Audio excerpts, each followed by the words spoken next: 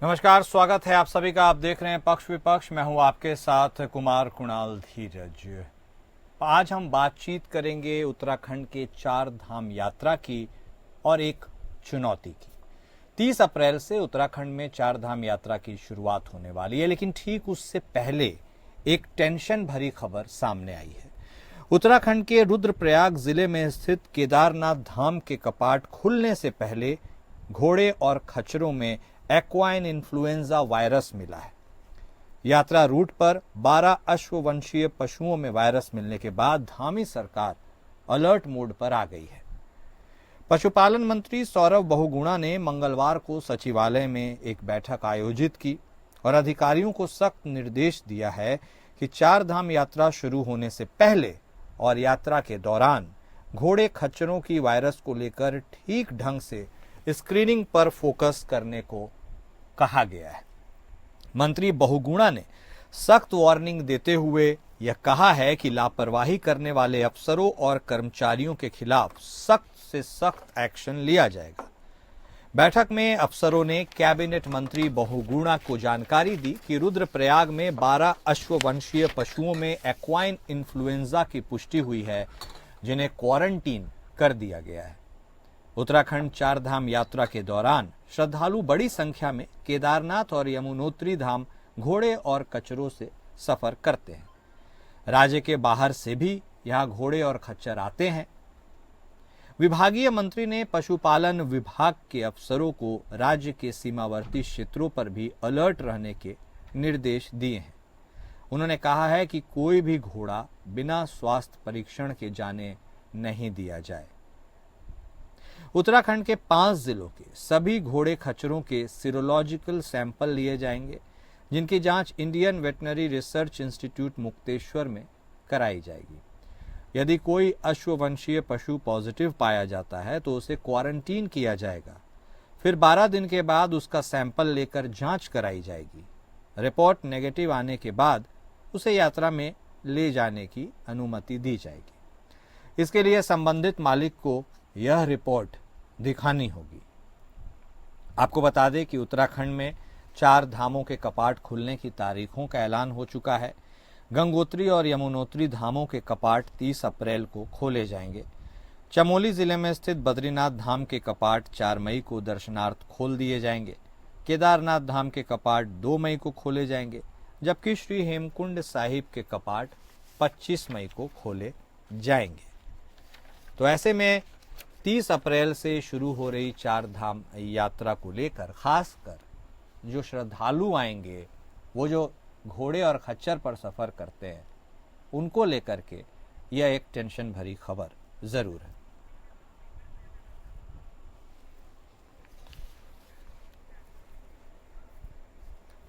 और क्या चार धाम यात्रा के लिए यह एक चुनौती बनकर उभरेगा? क्या इससे लोगों को परेशानी हो सकती है? जो स्वाभाविक तौर पर उनके मन में असमंजस की स्थिति है कि हो सकती है। ऐसे में इन तमाम सवालों के जवाब हम टटोलने की कोशिश करेंगे। चर्चा को आगे बढ़ाते हैं। हमारे साथ हमारे खास मेहमान जुड़ चुके हैं। हमारे साथ भारतीय जनता पार्टी की तरफ से बतौर प्रवक्ता प्रभा बंदूनी जी जुड़ चुकी हैं। कांग्रेस पार्टी की तरफ से बतौर प्रवक्ता प्रमोद कपरुवाण साहब जुड़े हैं और वहीं विनोद कोटियाल साहब भी हमारे साथ जुड़ गए हैं। आप तीर्थ पुरोहित हैं चार धाम यात्रा के। शुरुआत प्रभा जी आप ही के साथ करेंगे। आप सभी खास मेहमान का स्वागत भी है। प्रभा जी, देखिए, बहुत बड़ी संख्या में जो श्रद्धालु आते हैं ना, वो घोड़े और खच्चर का सहारा लेते ही हैं। एक तो दुर्गम टेरेन है और उस पर लंबा सफर। ऐसे में घोड़े और खच्चर काफी सहूलियत प्रदान करते हैं। ऑलमोस्ट शुरुआत होनी है अब चार धाम यात्रा की, बहुत ज्यादा वक्त है नहीं, लेकिन उसके पहले यह खबर, यह वायरस की, एक्वाइन इन्फ्लुएंजा वायरस जो पाया गया है, यह कितनी चिंता की बात है। और अब चूंकि समय कम बचा है, ऐसे में कैसे इंश्योर कर पाइएगा कि इतनी बड़ी संख्या में जो पशु हैं उन्हें क्वारंटीन किया जाए या उनकी टेस्टिंग की जाए? चुनौती तो विकट है। प्रभा जी। देखिए कुणाल जी, मैं आपको ये बताना चाहूंगी सबसे पहले तो कि ये हमें पता है कि हर वर्ष की भांति इस वर्ष भी जो चार धाम यात्रा है वो आने वाली है। तो इसके लिए ऐसा नहीं है कि जो शासन और प्रशासन है वो तैयारी अभी शुरू कर रहा है। आप देखेंगे कि माननीय मुख्यमंत्री जी ने दिसंबर या मैं कहूँगी नवंबर से ही इन सभी चीजों के लिए तैयारियां शुरू कर दी हैं। और हमें पता है कि पिछले कई वर्षों से हम देख रहे हैं कि लगातार श्रद्धालुओं की संख्या भी बढ़ती जा रही है। पहले जहां हजारों में होती थी, अब आप देखिए लाखों में श्रद्धालु चार धाम यात्रा के लिए देश से ही नहीं बल्कि विदेशों से भी श्रद्धालु यहाँ पर आते हैं। तो अगर मैं आपको ये बताऊं कि अगर तैयारियों की बात करें तो इस बार तैयारियों का जो जायजा लिया जा रहा है वो बहुत ही मैं कहूंगी माननीय मुख्यमंत्री जी ने जिस स्तर पर तैयारियां कर रखी हैं, तो मुझे नहीं लगता कि ये कोई चुनौती भरा रहेगा। हाँ, ये मैं कह सकती हूँ कि जो ये अचानक से घोड़े खच्चर वाला जो वायरस का अभी आया है, लेकिन देखिए उसके लिए भी जो हमारे सौरभ भगोना जी हैं, ये पशुपालन विभाग की, उन्होंने बैठक ली है पिछले सप्ताह और उन्होंने सख्त निर्देश कर्मचारियों और अधिकारियों को दे दिए हैं कि किसी भी प्रकार की कोई लापरवाही नहीं बरती जाएगी। और जिस प्रकार से वहाँ पे घोड़े खच्चरों का निरीक्षण किया जा रहा है और उनको क्वारंटीन भी किया जा रहा है और प्रॉपर टेस्टिंग के बाद ही उनको भेजा जाएगा। लेकिन इसके साथ ही मैं आपको ये आश्वासन देती हूँ कि यहाँ पर कहीं पर किसी भी स्तर पर किसी चीज की कोई कमी नहीं है। अगर ये अचानक से देखिए कोई समस्या सामने आई है तो मुझे पता है कि जो कर्मचारी हैं, जो सरकार है, उन्होंने कहीं ना कहीं इसका भी मैं कहूँगी कोई ना कोई सॉल्यूशन निकाल लिया होगा, क्योंकि तैयारियां बहुत व्यापक लेवल पर कर ली गई हैं और स्वास्थ्य सेवाओं के लिए भी हमारी सरकार निरंतर कार्य कर रही है। ओके प्रभा जी। प्रमोद साहब, देखिए सरकार के तरफ से यह बात कही जा रही है कि कोई चुनौती नहीं है। ऐसी चुनौती जो सामने आई है इसके विषय में भी सरकार ने सोचा ही होगा और ऐसे में क्वारंटीन कर दिया गया है, तो उनके लिए बहुत बड़ी बात नहीं है। लेकिन क्या यह बड़ी बात नहीं है? क्योंकि चुनौती तो है, बहुत बड़ी संख्या में घोड़े और खच्चर हैं। क्या सबको क्वारंटीन किया जा सकता है? क्या सबकी टेस्टिंग की जाएगी? रिपोर्ट लैब्स में भेजे जाएंगे, वह आएगी और उसके बाद ये सारा असेसमेंट किया जा सकेगा कि भाई सब कुछ ठीक ठाक है कि नहीं। आपको लगता है कि वक्त कम है, चुनौती बड़ी है, इससे पार पाना कितना आसान या मुश्किल होने वाला है? प्रमोद साहब, बतौर विपक्ष आप क्या देखते हैं? चलिए, संपर्क उनसे टूट गया है। तब तक हम रुख विनोद कोटियाल साहब का करेंगे। आप तो तीर्थ पुरोहित हैं, कोटियाल साहब, चार धाम यात्रा के। ऐसे में देखिए बहुत बड़ी संख्या में, जैसा मैंने पहले भी जिक्र किया, उल्लेख किया कि श्रद्धालु जो है घोड़े खच्चर का सहारा लेते हैं, क्योंकि एक तो दुर्गम रास्ता है और ऐसे में सहूलियत उससे काफ़ी हद तक मिलती है। अब हर कोई हेलीकॉप्टर की सेवा तो ले नहीं सकता है। ऐसे में जो बेसिक है ट्रांसपोर्ट का मीडियम, यानी यह पशु, उन्हीं में यह दिक्कत और समस्या आ रही है। ऐसे में आपको लगता है जो श्रद्धालु अभी इंतजार में हैं कि वह कब जाएंगे और उनकी संख्या भी हर साल रिकॉर्ड तोड़ रही है, तो इतना लोड ट्रांसपोर्टेशन के माध्यम से कैसे संभव हो पाएगा, उठा पाएगा? आप इस समस्या को कितनी बड़ी समस्या मानते हैं कोटियाल साहब? जय बद्रीविशाल।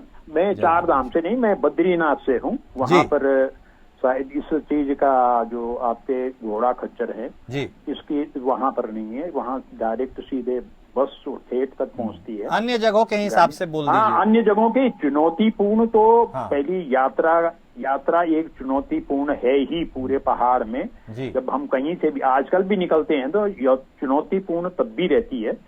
और जब इस तरह की विशेष, जब उस समय जो यात्रा सीजन होता है, उस समय सारी चुनौतियां ही चुनौतीपूर्ण होता है हर चीज का। और जब ये जो वायरस की बात हो रही है, ये तो और ही ज्यादा चुनौतीपूर्ण है कि उसमें दोनों की सुरक्षा कि कैसे हो।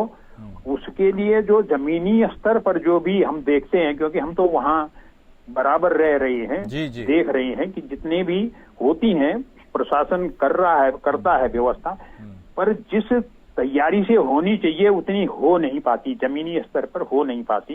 इसलिए उसमें ये एक बैकलॉग रह जाता है, उतना नहीं हो पाती है। कुछ होती है एक देखने में जो जमीनी स्तर पर आ नहीं पाती। उसके लिए तत्परता सरकार को दिखानी ही पड़ेगी। और जो लोकल स्तर पर है, जो क्योंकि यात्री, ये सब चीजें यात्री नहीं देखेगा, प्रशासन देखेगा और जो स्थानीय लोग हैं वही इन व्यवस्थाओं को, सारी व्यवस्थाओं को देखते हैं। ठीक है, जाने। और फिर भीड़ इतनी दिनों दिन इतनी बढ़ रही है। और जो आज की जो समस्या है, अनेक एक समस्या नहीं होती है उस समय। रोड, कहीं रोड टूट जाती है तो उसमें समस्या बन जाती है। जाम इतना लगा हुआ है, अभी तक भी कहीं भी रोडों पर कहीं भी बराबर किसी भी जितने भी शहर हैं जी, यात्रा शहरों को जोड़ने के लिए है ये यात्रा, कि वहां 2 रुपया कोई कमाए, कोई यात्री कहीं पर रुके, पर कहीं भी किसी भी शहर यहाँ से जो पहला ऋषिकेश के चलने के बाद ऊपर की तरफ जब हम यहाँ चलते हैं, ये बद्रीनाथ वाले या केदारनाथ वाले रोड पे पहला स्थान पड़ता है देवप्रयाग, जहाँ हम पंडा लोग रहते, वहां पार्किंग की कोई व्यवस्था नहीं हो पाई है। वैसे ही श्रीनगर में तो और कहीं भी रोड साइड पर चल करके किसी को यदि शहर में रुकना हो रुक नहीं सकता है। श्रीनगर में रुकना हो कोई रोड पर रुक नहीं सकता है, कोई कहीं पार्किंग ऐसी नहीं है कि जहां कोई रुक करके दायां बायां देखना चाहिए, देख नहीं सकता है। ठीक है, उसको आगे कहीं ना कहीं रास्ते में कहीं जंगल में जाना पड़ेगा। तो इस तरह से ये चुनौतीपूर्ण जो चुनौतियां हैं बहुत बड़ी है। और देखो हम तो अपेक्षा करते हैं, सरकार बढ़िया है, कोई भी सरकार हो, हमें ये नहीं कि जिस भी जब आते हैं, अभी बीजेपी की है तो बहुत बढ़िया है, ये तो इसको तो हम ये भी सोचते हैं कि बोले कि ये धार्मिक लोग हैं, ये और ज्यादा तत्परता से दुगनी स्पीड से ये सारा काम करेंगे और अपेक्षाएं हमारी उनसे ज्यादा हैं। ठीक है, अपेक्षाएं ज्यादा है, स्वाभाविक बात है, सत्य कह रहे हैं आप, तो इसलिए उन अपेक्षाओं पे खरा उतरना भी बहुत ज्यादा हद तक बहुत जरूरी हो जाता है। प्रमोद साहब देखिए, भारतीय जनता पार्टी की तरफ से बयान है कि कोई चुनौती नहीं है भाई, ये सारी चीजें होती रहती हैं और सरकार सोची ही होगी और ये सारी चीजों से निपट लिया जाएगा। लेकिन वही बात है, एक तो इतनी बड़ी संख्या में श्रद्धालु का आना, वह भी 4 धाम जैसी बड़ी यात्रा, और उस बीच में इस तरह की टेंशन भरी खबर, क्या इससे लोगों को टेंशन नहीं होगी? होगी ना, स्वाभाविक तो है ही। आपको लगता है इतनी बड़ी संख्या में घोड़े खच्चर जो होते हैं सबकी टेस्टिंग, सैंपलिंग, ये सारी चीजें हो जाएंगी, क्वारंटीन कर दिया जाएगा, सब ओके हो जाएगा, या फिर इसमें चैलेंजेस तो आएंगे? प्रमोद साहब देखिए, भारतीय जनता पार्टी के लिए कोई चुनौती हो ही नहीं सकती, इसलिए नहीं हो सकती कि उनका झूठ जो है बहुत अच्छे से बिक रहा है। आप देखिए ना, पिछली बार जो 4 धाम की यात्रा चली थी, आपने देखा उसको पूरी? देखिए, मैं आपको पहले बताना चाहता हूँ, 4 धाम की जो यात्रा है वो उत्तराखंड की रीढ़ है, वो उत्तराखंड की जो अर्थव्यवस्था है उसको उस पे काम करने का, वो उस अर्थव्यवस्था से जुड़ा हुआ मामला 4 धाम का है। हमारे यहाँ जो है देखिए 2 तरह से हमारे यहाँ, एक तीर्थाटन है, एक हमारे यहाँ पर्यटन है। लेकिन देखिए, ये कागजों की सरकार है, कागजों में ये बात करते हैं। आप ये देखिए कि ये जो आप ऑल वेदर रोड पे आप अभी हमारे को मैं सुन रहा था कि श्रीनगर से लेके, देवप्रयाग से लेके, श्रीनगर से लेके, कर्णप्रयाग से लेके और तुम्हारा तमाम जितना बद्रीनाथ से लेके, और आप पूरे धामों में आप बता दें कहीं अगर सरकार ने पिछली बार की बजाय इस बार कहीं कोई पार्किंग की व्यवस्था की हो, तो जब प्रदेश इस 4 धाम रूट पे पार्किंग होगी नहीं तो जो यात्री है उसको अगर गाड़ी खड़ी करने की जगह मिलेगी नहीं तो वो गाड़ी से उतरेगा नहीं तो स्थानीय जो हमारा व्यापारी है वो तो खाली उसकी गाड़ी गिनने में ही समय पास होगा। दूसरा मैं आपको बता देना चाहता हूँ, पिछली बार जिस तरह से जो है जब यात्रा का पीक सीजन हुआ तो भारतीय जनता पार्टी के की सरकार ने उसमें काले का जो नियम कानून उसमें करने का काम किया। ऋषिकेश से ही कोई किसी को जो है हरिद्वार से होते हुए कुमाऊं भेजने का काम किया, जिससे हमारी पूर्ण तरह से हमारी 4 धाम यात्रा जो है, उससे 4 धाम यात्रा हमारी जो है वो उसमें व्यवस्था में व्यवधान पैदा हुआ। और उसका परिणाम ये हुआ कि 4 धाम के जो हमारे तीर्थ पुरोहित हैं, 4 धाम के जो हमारे होटल व्यवसायी हैं, 4 धाम के हमारे जो पर्यटक व्यवसाय जो हमारे यहाँ जो जिनका जो है ये गाड़ियां हैं, जी तो तमाम तरह से जितना भी जो है वो सब लोग प्रभावित हुए। और आप जानते हैं कि भाई जो है पूरे साल भर जो है का काम 4 महीने 5 महीने जब यात्रा सीजन शुरू होती है तो इसमें वो लोग सब आशाएं उम्मीदें लगा करके बैठे होते हैं कि भाई जो है यहाँ पर तीर्थ यात्री आएगा और हमारे काम भी चलेंगे। और जिस तरह से फिर देखिए आप दूसरी व्यवस्था देखिए, आप धामों की व्यवस्था देखिए, दूसरी आप एक तरफ देखो जो तीर्थ यात्री है वो धक्के मुक्के खा करके हमारे यहाँ तीर्थों में पहुंचने का काम करता है, घंटों लाइनों में लगने का काम करता है। तब तक कई सारे हेलीकॉप्टरों में आकर के जिस तरह से वीआईपी दर्शन का एक और अलग सा प्रचलन है। आप बताएं भगवान के यहाँ वीआईपी दर्शन किसका प्रचलन है?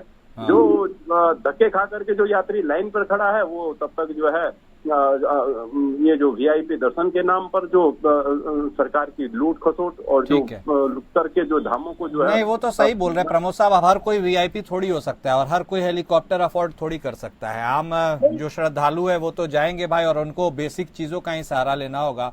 प्रभा जी, रुख एक बार फिर से आपका करते हैं। देखिए, एक तो पर्वतीय राज्य है, स्वाभाविक सी बात है, परिस्थितियां थोड़ी दुर्गम होती हैं, विकट होती हैं, और एक आस्था के सवाल पर देखिए महाकुंभ में भी हम लोगों ने देखा व्यवस्थाएं बहुत अच्छी थी नहीं थी, वो एक अलग डिबेट का इशू है, लेकिन जब श्रद्धालु जाते हैं ना तो आस्था की ताकत इतनी ज्यादा होती है कि वो आपकी व्यवस्थाओं या अव्यवस्थाओं पे बहुत ज्यादा ध्यान नहीं देते, उनको बस भगवान का दर्शन करने से मतलब होता है।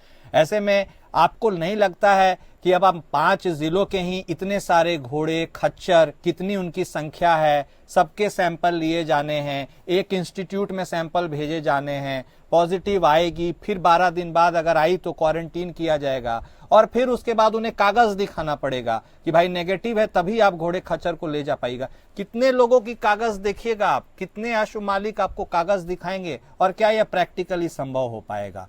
टेंशन तो है, अन्य बेसिक चीजें ट्रांसपोर्टेशन को लेकर उसे सुचारू बनाने के लिए भी तो व्यवस्था करनी चाहिए। पुरोहित साहब ने भी इशारा किया, चीजें अच्छी हैं लेकिन चीजें और भी बेहतर हो सकती है, सिर्फ उन्हीं के भरोसे नहीं बैठ सकते। प्रभा जी। हाँ जी कुणाल जी, सबसे पहले तो मैं आपको ये कहना चाहूंगी कि जो अगर हम पिछले विगत वर्षों की बात करें तो अब ये उत्तराखंड वो वाला उत्तराखंड नहीं है जो कांग्रेस ने हम लोगों को दिया था, जो कांग्रेस की देन थी। जितने भ्रष्टाचार घोटाले उन लोगों ने यहाँ पे किए थे, चाहे वो श्रद्धालुओं के नाम पे हो या वो यात्राओं के नाम पे हो, अब जो भारतीय जनता पार्टी की सरकार यहाँ पर है उनके शासन में मैं आपको बताना चाहूंगी कि यात्रा कितनी सुगम हो गई है, कितनी सुरक्षित यात्रा हो गई है। बहुत सारे जगह पार्किंग को लेकर अभी भी चुनौती है, हालांकि पार्किंग पे आज हम बात नहीं कर रहे हैं, पुरोहित साहब ने भी इशारा दिया, वो तो जानते हैं जी। हाँ, मैं आ रही हूँ इस विषय पर। देखिए अभी जब से मैंने आपको बताया है, इस बार माननीय मुख्यमंत्री जी कब से कई महीनों से यात्रा के लिए उसको हम ये खुद ये चाहते हैं कि जितने भी श्रद्धालु यात्रा पर आए वो एक सुखद अनुभव लेकर यहाँ से जाएं, ताकि जब वो दोबारा आए और यहाँ से एक उनका जो अनुभव रहे दर्शन का वो एक ऐसा अद्वितीय रहे कि कहीं पर भी वो जाए तो बताए कि 4 धाम यात्रा किस प्रकार उत्तराखंड में चल रही है। अगर मैं आपको बताऊं पार्किंग की, निश्चित तौर पर पिछली बार जो समस्याएं थी उनको देखिए, इंसान क्या होता है वो सीखता है पिछली चीजों से, तो इस बार आप देखेंगे माननीय मुख्यमंत्री जी ने जो निर्देश दिए उसी के अनुसार सारे एसएसपी पुलिस प्रशासन काम कर रहा है। और इस बार शायद इनको नहीं पता है कि जो ऋषिकेश जोन है उसको भी कई जोन में अलग अलग डिवाइड कर दिया गया है, ताकि बाहर से आने वाले जो श्रद्धालु होंगे उनको किस रूट से भेजा जाए, ताकि जो ट्रैफिक का दबाव होगा उसको कम किया जा सकेगा। तो ये कह देना अभी बहुत जल्दी, मैं कहूंगी विपक्ष इसमें बहुत जल्दी अपनी दिखा रहा है कि आगे क्या होगा, क्योंकि शायद ये अपनी नाकामियों को छुपाने की कोशिश कर रहे हैं। आपसे मैं इनसे ये भी सवाल करना चाहूंगी, ये तो वो लोग हैं जब केदार घाटी में आपदा आई थी तो उसको ये ढंग से नहीं कर पाए थे मैनेज, जब इनके जो गोदाम इतना राशन आया था दिल्ली से, ये उसको वहां तक नहीं पहुंचा पाए थे, राज्यों ने इनको सामान भेजा था। तो मैं इनसे प्रश्न खड़ा करना चाहती हूँ कि आज अभी यात्रा शुरू नहीं हुई है कुणाल जी, आप देख लीजिएगा कि इस बार जिस प्रकार माननीय मुख्यमंत्री जी ने, और आपको ये चीज और मैं इसमें एड ऑन करूंगी कि उन्होंने अलग अलग राज्यों से भी मेडिकल टीम बुलवाई है और उनको कहा है कि जो वहाँ के चिकित्सक है वो अपनी सेवाएं देने के लिए राज्य में आए। ओके, आपका सवाल भी है, सुझाव भी है, व्यवस्थाओं का उल्लेख भी आपने किया है। प्रमोद जी, आपने बोला भी भाई कि वो लोग के टाइम में, अब उन लोग के टाइम को गए हुए 8 साल हो गया, ये भी एक बात है। देखिए प्रमोद साहब, प्रभा जी कह रही हैं कि अभी सरकार देखिए सीखती भी है पुरानी चीजों से, 8 साल से फंक्शनिंग है तो, लेकिन सीख अभी भी रही है, चीजों को दुरुस्त करने की कोशिश कर रही है। आपको लगता है सीख जाना चाहिए था या कुछ ज्यादा वक्त लिया जा रहा है? और ऐसे में अब चूंकि 4 धाम यात्रा बेहद निकट है, हर बार बोला जाता है कि सब कुछ ठीक रहेगा, लेकिन कुछ न कुछ इतनी बड़ा आयोजन है तो दिक्कत तो हो ही सकती है। ऐसे में अब मौजूदा जो फौरी तौर पर देखा जाए जो दिक्कत सामने आ रही है, क्या आपको लगता है ठीक ठाक हो जाएगी चीजें? देखिए कुणाल जी, मैं आपको ये बहुत विनम्रता से एक बात मैं आपसे कहना चाहता हूँ। यूं तो उत्तराखंड की धरती जो है ये देवभूमि है, बद्री और केदार की भूमि है, गंगा और जमुना की भूमि है, और ये जो भूमि है ये उसे ही बहुत पवित्र भूमि है। और मैं समझता हूँ कि आपके चैनल के माध्यम से, आपका जो चैनल है वो बहुत पूरे देश के अंदर देखते हैं, और मैं अगर अपने प्रदेश के अव्यवस्थाओं के बारे में बहुत ज्यादा इस पे बात करूंगा तो वो बहुत अच्छा नहीं होगा। लेकिन मैं आपसे ये कहना चाहता हूँ कि ये देवभूमि है, यहाँ लोग आशा और उम्मीद को लेकर के आते हैं, मनोकामना को लेकर के आते हैं। लोग ये सोच करके आते हैं कि भाई देवभूमि के लोग, जब भी हमारा ये अनुभव है कि जब भी हम जो है लोगों को ये कहते हैं कि हम बद्री और केदार के लोग हैं, तो लोग हमें अलग ही जो है उसकी जो हमें जो इज्जत देते हैं अन्य प्रदेशों में, वो अलग तरीके से देते हैं। मेरा मानना यह है, मैं ये सरकार से हम ये गुजारिश करते हैं, ये हम सरकार से मांग करते हैं कि देवभूमि जो है ये भारत का मस्तिष्क है, ये भगवान बद्री की भूमि है, ये भगवान केदार की भूमि है, गंगा और जमुना की भूमि है। इस भूमि ये साधारण भूमि नहीं है, और तो इस भूमि के जो लोग हैं वो भी साधारण नहीं है। उनका जो व्यवहार है, उनका जो आचरण है, उनका जो रहन सहन खान पान का जो तरीका है, वो अलग से हमारी अपनी एक अलग छाप है। तो उस अनुरूप हमें जो है अपनी यात्रा को सुव्यवस्थित करना चाहिए। अपनी यात्रा को, देखिए आप हमारे पास में लोग ये सोच करके आते हैं, लोग ये सोच करके हमारे पास में आते हैं कि हम उत्तराखंड जा रहे हैं, और अगर वो घंटों जाम में फंसा हुआ है, तो मैं समझता हूँ कि जाम में फंसने से उसकी आस्था भी खंडित होती है। अगर उनको जो है, अगर सरकार पिछली बार जो अव्यवस्थाओं का सबक लेते हुए अगर सरकार अच्छे से कहीं पर जो है पार्किंग की व्यवस्था कर देती। अब देखिए आप अभी सरकार तो कह रही है प्रमोद साहब की लर्निंग मोड में, समय का अभाव है, सबसे थोड़ा टिप्पणी ले लेते हैं। आपकी बात भी समझ गए, उन्होंने भी बात कह दी। मैं वही कह रहा हूं, जल्दी से प्रमोद साहब 10 सेकंड, फिर पुरोहित साहब के पास भी जाना है। 11 महीने से लर्निंग मूड में है। 11 महीने से जब यात्रा समाप्त हुई तब से 11 महीने हो गए, पूरा साल भर होने वाला, दूसरी यात्रा शुरू होने वाली है। ठीक है, आप बताएं ना सरकार ने इस समय अलग से क्या किया, और ऊपर से नियम कानून कर देते हैं, घोड़े वाले खच्चर वाले, उनका पैर भी कितन दुनिया भर की वो जो है उन पे उससे तो कैसे पार पाएंगे यह देखना होगा। समझ गया प्रमोद साहब। देखिए अब विनोद कोटियाल साहब भी हमारे साथ जुड़े। पुरोहित साहब, मैं तो उम्मीद करता हूं कि आप बहुत सालों से वहां पर बद्रीनाथ में हैं, और बद्री विशाल के बारे में भी भगवान का आपने जिक्र किया। आपने तो बहुत सारे वर्षों में चीजों को स्ट्रीमलाइन होते हुए देखा होगा। काफी वक्त से भारतीय जनता पार्टी की भी सरकार है, आपने सरकारों को रोटेशन को भी देखा, उनके कार्यशैली को भी देखा। आपको लगता है कि इतना वक्त था और इतने वक्त में चीजों में जो खामियां थी उन्हें काफी हद तक दुरुस्त कर लिया जाना चाहिए था, या फिर अभी जैसे प्रभा जी कहें कि अभी सरकार हमेशा सीख रही है तो अभी और भी हो सकता है वक्त लगे? आप कैसे देखते हैं जल्दी से? जय बद्री विशाल जी। फिर से असल में ये चुनौतियां लगातार चलती ही रहेंगी। जीवन जैसे ही हमारा आगे बढ़ेगा, सारी चीजें, परिस्थितियां हर तरह से बदलती रहेंगी, ये परिवर्तनशील वो है। हमारी चिंताएं हमारी जो हैं, हम पुरोहित होने के नाते और स्थानीय लोग होने के नाते हमारी अनेक तरह की चिंताएं हैं कि लोगों को धार्मिक कैसे बनाया रखा जाए, उनकी जो आस्था है उसको कैसे अक्षुण्ण बनाया रखा जाए। जो ये स्थान है, शांति के लिए लोग यहाँ आते हैं। भीड़ भाड़, यदि इतनी ज्यादा भीड़ भाड़ यदि ये यहाँ ढो रहे हैं, हो सकता है अर्थ लोगों के उसमें काम आ सकता है, पर जो चीज उनको चाहिए वो कभी भी नहीं मिल सकती, वो लुप्त हो रही है धीरे धीरे। जैसे पर्यावरणीय है, हेलीकॉप्टर से आ रही हैं, जहां शंख बजाना का मना कर रखा है हम लोगों ने, हमारे शास्त्र ने शंख बजाने की मनाही कर रखी है, वहां इतना भीड़ लाएंगे तो परेशानियां तो एक तरह से नहीं, एक तो अभी एक ही बार आया है, अभी 13 में आया था वो केदारनाथ में, अभी तो बहुत कितनों की पुनरावृत्ति होगी मैं नहीं कह सकता, है ना। यह तो प्रकृति पर और हम पर है, हम कितने संयम से इन चीजों को कर पाते हैं, वही चुनौतियां हैं। इनको रेगुलेट करने के लिए भैया ज्यादा वो चाहिए। ठीक कह रहे हैं आपने, ठीक कह रहे हैं विनोद साहब, आप बिल्कुल कहे, चुनौती बहुत सारी है। ये लोग थोड़ा बहुत व्यवस्थाएं हो सकती हैं, ठीक है, पर बहुत ज्यादा भी नहीं हो सकती, बहुत ज्यादा भी नहीं हो सकती। नहीं, समझ गए कोटियाल साहब, वक्त का थोड़ा सा अभाव है, क्षमा कीजिएगा। आप सभी खास मेहमान हमारे साथ जुड़े, आपने अपना वक्त दिया, इसके लिए बेहद शुक्रिया। तो देखिए एक नई चुनौती अब चारधाम यात्रा के ठीक पहले आ गई है, वायरस वाली, वो अभी पशुओं में पाया जा रहा है। अब देखना होगा कि कैसे और कितनी त्वरित गति से सरकार इसका निदान निकाल पाएगी, और क्या जो बहुत बड़ी संख्या में श्रद्धालु घोड़े और खच्चर से ट्रैवल करते हैं उनकी यात्रा को और किस हद तक आसान बना पाएगी। पक्ष विपक्ष में आज बस इतना ही। नमस्कार।